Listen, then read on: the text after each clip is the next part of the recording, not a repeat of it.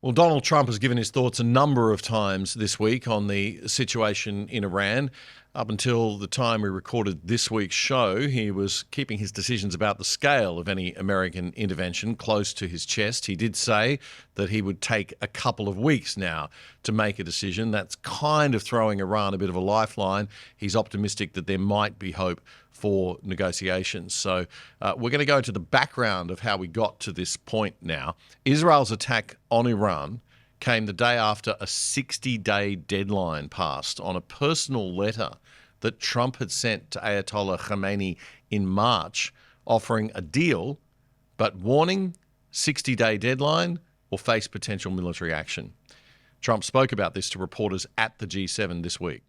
Israel is doing very well, as you probably noticed, and I gave Iran 60 days, and they said no, and the 61st you saw what happened, day 61.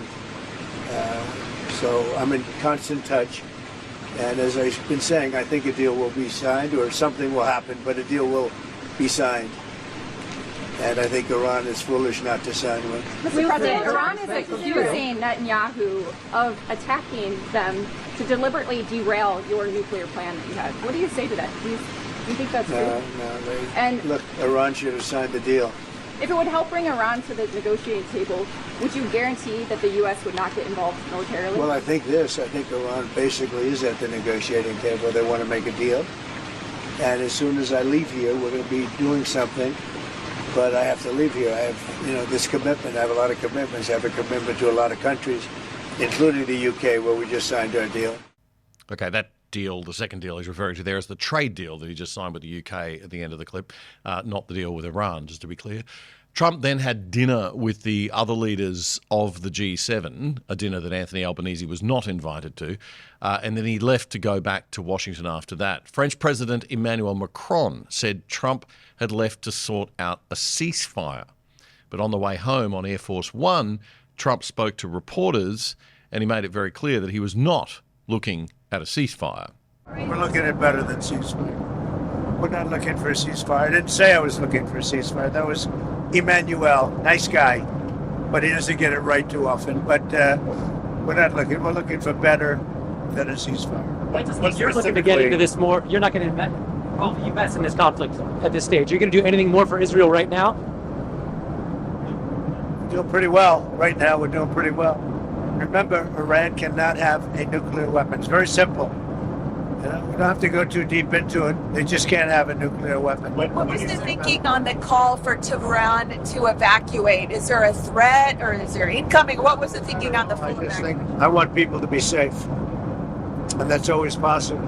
A thing like that could happen. I just want people to be safe. What specifically is better than a ceasefire? What are you looking for here?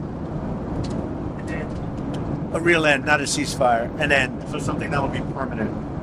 Or giving up entirely. That's okay too. Are you close there? Is that possible in the next 24, 48 hours?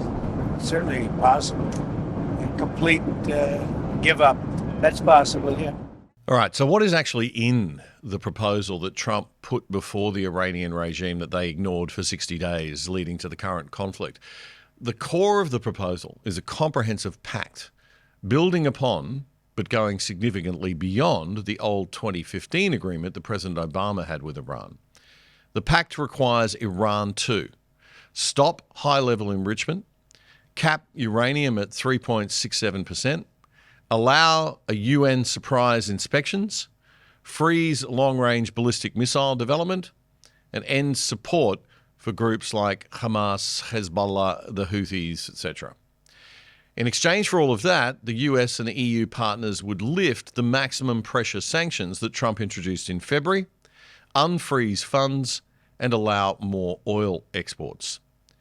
There were indirect talks hosted by the US in Oman in mid-April, but after the 60-day deadline passed, it seems like the US gave Israel the nod to move in militarily, something that Benjamin Netanyahu's wanted to do for a while. Here's what President Trump told reporters on Air Force One about his mood for negotiating now. Are you open to negotiating with the Iranians right now, or do you want to wait until? I've been negotiating. I told them to do the deal. They should have done the deal. Their cities have been blown to pieces and lost a lot of people. They should have done the deal. I told them, do the deal. So I don't know. I'm not too much in the mood to negotiate now. Do you think you'll be in the Situation Room tomorrow at any point? Yeah. Tomorrow morning, girl, while you're sleeping. Goodbye, everybody. Well, joining me now to discuss all of this is political analyst Professor Joseph Siracusa, the former inaugural Dean of Global Futures at Curtin University in Perth, now back home in Melbourne. Joe, thanks again for your time and for joining us once again. Thank you. Joe, Donald Trump is now saying just today that he's going to give them a couple of weeks before he makes a final decision. I just want to get your take on that right off the top. What implications will there be for Israel for Iran and for the United States of that waiting period? Well, look, Damian, diplomacy is a two-way street. The president would like a couple of weeks to think about this because he, like the Ayatollah Khomeini, is looking for the off-ramp. You know, he's talked a tough game and all the rest of that, but he'd like to get out of this because, you know, he's a man from 1970 in his early days who looked at the Vietnam War and all those body bags coming back. You know, he doesn't want to be part of that. If we get involved in a conflict with Iran, it'll be a hell of a problem. So, you know, he wants to get back. He wants the Iranians, of course, to adhere to this thing. And so, you know, he's trying to buy a little bit of time. Yeah, he's no warmonger, Trump, it appears. I mean, he seems to be consistent in his views that he wants to avoid war at all costs. He's got 53%, I think, according to a recent poll of his voters, are saying that, you know, they don't want America involved, and he campaigned on this, not being involved in these foreign forever wars that are costly and that the neocons in Washington seem to support. And we will get into talking about, you know, how this situation might be a bit different to those later on. But just want to get your thoughts on this demand. I mean, you know, America's made it very clear, and Donald Trump's repeated that Iran cannot have a nuclear weapon. That's the line in the sand. Iran does seem to be doing everything it can to get one. There isn't really a negotiation or a deal here, is it? It's more just, you know, you guys have got to drop your nuclear program, period, or we'll destroy it. And that may be a fair position against these mullahs, but it's not really an objective position. It's very much, you know, you do what we say or else. Pretty much so. He's got a lot of leverage here. Look, the Iranian foreign minister has made it very clear that Iran doesn't want nuclear weapons. I mean, what it says is they'll go to war over the ability to enrich uranium. You know, they want nuclear weapons just beneath the threshold of making nuclear weapons. They don't want someone to tell them what they can be doing. So, you know, the Iranians can live without nuclear weapons for a while. I mean, they don't need that kind of thing. The other thing, too, is that the president's asking them to put a cap on all these missiles that they have. You know, they can cause enough damage with that. So they're asking them to, the president wants them to taper down the missiles, to get rid of the enrichment enhancements and the like. And he also wants to open them up for inspections. You know, he wants the IAEA to return to Iran and do surprise visits and that kind of thing. And, you know, this is the same reason why Joe Stalin didn't agree to anything in 1946. We had the same kind of offer to the Russians in 46 that we'll all go down with these, we'll get rid of these nuclear weapons, but we have to inspect each other. And Stalin wasn't having any of it, nor were the Americans, as a matter of fact. But look, Trump. But that makes sense, Joe. I mean, why wouldn't they have a go? I mean, openness and transparency to build trust. Why wouldn't you just both agree with that? If one party's saying, well, we're not going to let you inspect, then obviously you've got to be suspicious of that party. In 1946, Joe Stalin wasn't having a bunch of Westerners crawling around the Soviet Union, even though they were 3 years off from developing a nuclear weapon. But you're right, it's quite sensible, and the Iranians know what to expect here. And I think the president has been very firm about this. But look, the other thing, too, is they talk about, the president talks about Netanyahu and others talk about Iran will never have nuclear weapons. You know, and Damian, in the world of diplomacy, never is not a word. Forever is not a word, you know? What they want to do is stop them right now from getting nuclear weapons, but it isn't going to be forever. I mean, these things take a generation or two to jump, as a matter of fact. But look, the president's very firm on this, and of course, now he's very close to committing.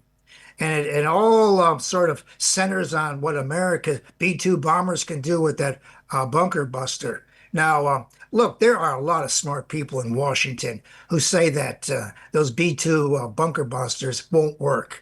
You really can't break their program that way. The only way to stop them is to send in troops and do inspections, okay? That Right. kind of thing. You know, the bunker buster they have only goes about 60 meters. Those tunnels are further down than that, as a matter of fact. Yeah, so this Look, is that mountain they're talking about where they've deep down they've got the plant, and then you've got to. I've heard that you've got to drop. They'd have to drop one bomb and then drop another bomb on top of it immediately after to get as far down as they would need to get and fall out to get to where the plant is.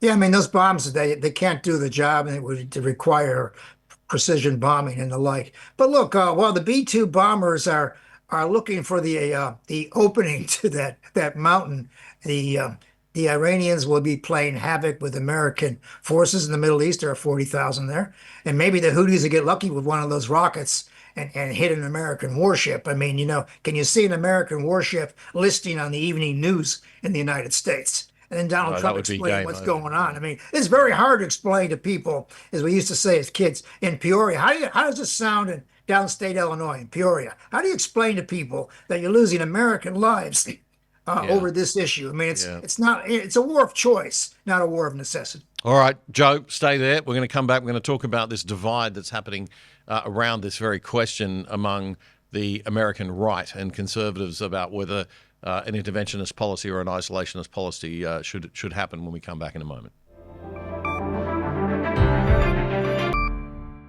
I want to tell you about a fantastic initiative that's happening out of Canberra right now. It's called the Awards for Men in Leadership. The awards are given out on International Men's Day, which is November 19. They're designed to combat the increasing denigration of masculinity in our culture and the widespread discrimination against males inside and outside the workplace. The goal is to lift the well-being of boys and men and facilitate healthy collaboration between men and women. The awards for men in leadership are designed to inspire men to make a bigger contribution to family and community and to elevate positive male role models. There's a $10,000 scholarship for studies and professional development, public recognition for the winners, and a year of mentorship and executive coaching for each recipient. It's targeted at young men and middle-aged guys who fought their way up from some other kind of disadvantage. This is the third year of the awards and it'll be the biggest yet. To find out more, just search up the Awards for Men in Leadership on Facebook. That was a segment clip from our weekly Friday night news show, The Other Side, which you can watch in full by simply going to YouTube and searching up The Other Side Australia. Then you'll find our full shows playlist. You can also find all of our full shows and our segments on our own website, othersidetv.com.au. That's othersidetv.com.au. Help us build a whole new Aussie media by joining us over there and signing up for the exclusive side.